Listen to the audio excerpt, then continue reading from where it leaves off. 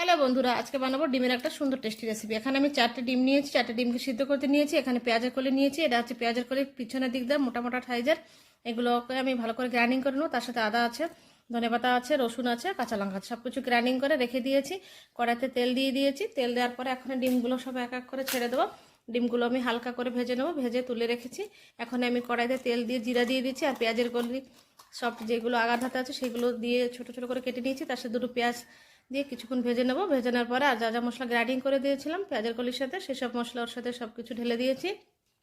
ঢেলে দিয়ে একটা খুন্তি দিয়ে ভালো করে সব কিছু মিশিয়ে নেবো। মশলার সাথে মিশানো হয়ে গেছে। এখন আমি হলদি পাউডারটা দিয়ে দিলাম।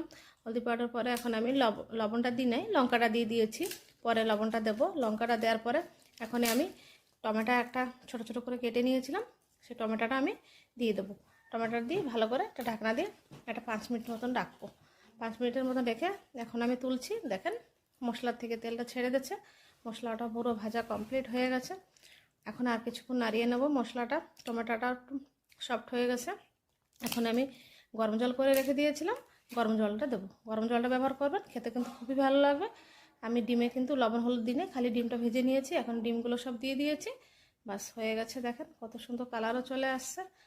এরকম রেসিপি খেতে হলে এই রেসিপি আমার চ্যানেলকে ফলো করবেন, আরও নতুন নতুন রেসিপি আনবো। আর এখন 1 চামচের মতন আমি লবণ দিয়ে দিয়েছি, লাস্টে লবণটা অ্যাড করবো।